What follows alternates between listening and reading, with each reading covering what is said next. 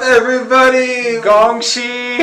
Gongxi! Welcome back to Advanced Weekly Update. We are so happy to be back with you after the long break. We hope you guys are feeling refreshed, feeling the joy of the New Year spirit, lots of new opportunities, lots of time with family. That can be really stressful. Maybe some of you are really excited to be back to work because you don't have to be home anymore, whatever. Gongxi. Yeah, we hope you were able to at least get some rest over the past week, and if not, well, today's a new day. That's right. We just keep moving on, right? And we thank you for tuning in today. And my name is Brandon, and this is David. That's right. And if it's your first time watching, thanks for joining us. This week we have a lot of topics coming up, and the one we want to focus on is the inspiration article. But before we do that, David, we had a couple of people who commented on our video, which was 2 weeks ago. Last week we didn't have one, of course, because it was Chinese New Year. Okay. We had Alan who wrote into us. Thank you for writing in, telling us your interest in the article about blimps. I also found that to be a fascinating article, and I'd love to write in one. Me too. And also, Alan, great job on your use of the phrase "sweet spot." I like that. It said that the blimps might fill in a sweet spot in altitude and speed where passengers can take in views of terrains, and you used that phrase very well, so I thought that was cool. I also agree. I think it does kind of fill in a sweet spot of altitude and speed, you know? That's right. All right, and we also had Miss Liu, right? Yeah, Miss Liu. Miss Liu wrote into us, and thank you for your comment telling us you read Studio Classroom, you've been reading Let's Talk, and now you are also reading Advanced. Yes, thank you so much. And you have started something called bullet journaling, and that's a way that you are revamping in the new year, revamping your life. Now, I've heard of bullet journaling before, David, and that's like the little bullet points, right, where you make goals, set goals, and that sort of thing. Well, okay, so bullet journaling, it involves that, but the bullet journals are like these blank journals, but each page has all these little dots, and you can use that to basically design your own kind of journal. So some of it involves like setting goals and bullet points. Some of it just involves creating calendars, designing your own calendars. I know some people that got really into it, some of my friends, and they have amazing bullet journals. And I think for certain people, it's a great thing. Yeah, so thank you, both of you, for writing in. We invite all of you to write in. You can ask us questions actually right now if you'd like to. Just go ahead and type those in, or later on, if you're watching this, be sure to leave a comment, answer our question of the week, or let us know your thoughts. But what are we focusing on this week? We have 3 different articles, but we want to highlight one in particular. Yeah, we want to highlight our article called A Place of Compassion, talking about the doctor who started a refugee clinic in Denver, Colorado, right? It's Denver, right? Yeah, in the Denver area, I think a suburb there. Yeah, he started this clinic, and he's helping refugees, so people who have fled other countries and have come to the U.S.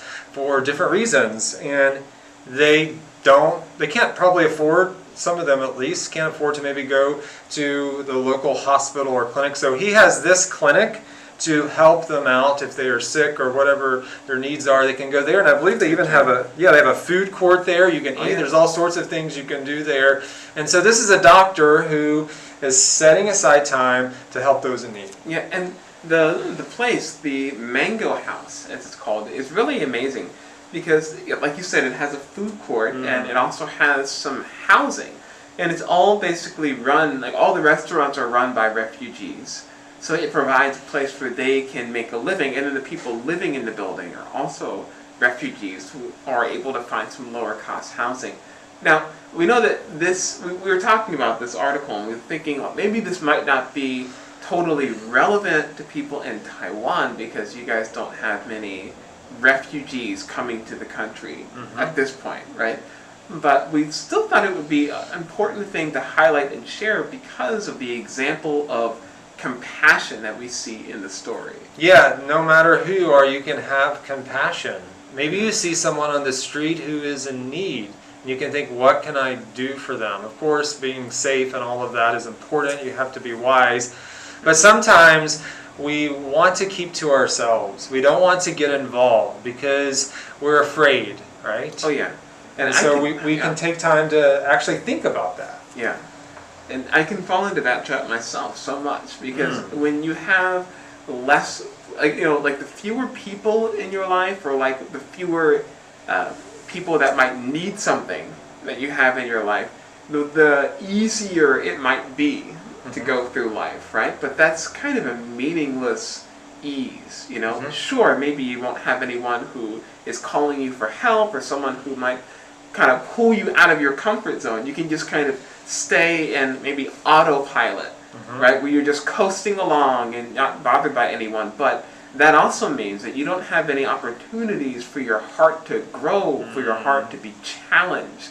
And that's the most important part of being alive. That's what we're on the earth to do. And it is so easy just to stay in your own world, but sometimes, I don't know if you feel kind of like, oh, you're not very fulfilled in life, or you're not very happy. And sometimes one thing you can think about doing is helping someone else who is in need. And it could be a small thing. It could be sending a text message of encouragement to someone who is hurting for whatever reason. Maybe they have some pain in their lives and you can encourage them. It could be something small like that. It could be giving someone a meal, or having someone over to your home and cooking for them. Whatever it is, there's something we can all do, and we have to be intentional about it, though.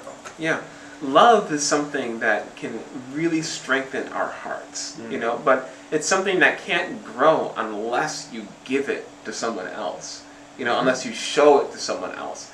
We actually had an advanced article about this, I think a little bit ago, about some people whose lives were really turned around because they chose to volunteer at a local homeless shelter, or help out someone in their life who was struggling. There was a lady who reached out to a single mom and gave her some words of encouragement, and then later on that woman went on to write books and do all this great stuff because she felt encouraged by that. So then both people were able to benefit. I think it's easy to just kind of want to go through life in an easy, smooth way, but sometimes if you feel like you're stuck in life, maybe what you need to do is just reach out to someone who might need help around you, and let that experience make your heart grow. So we have a challenge for you this week to do exactly that. Think of one person this week that you can show love and care for, and we'll bring up the question of the week that relates to that as well. But just think about one person that you can show compassion. That may be a strong word, but just encouragement or love or care. The question is, how can you show care and love toward someone this week? That's right. And like we said, it doesn't have to be someone that it doesn't have to be a family member or a coworker. It might be someone that you see each day on your daily commute. Yeah. It might be the barista who prepares your coffee.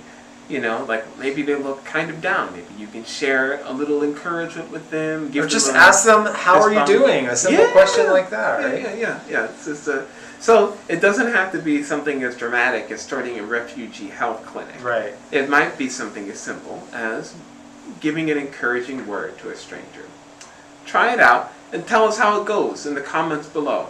That's right. Thank you guys for watching this week. We hope that you have a wonderful start to this new year of the tiger. That's right. Happy New Year, everybody.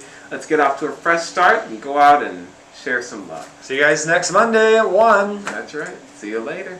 Bye.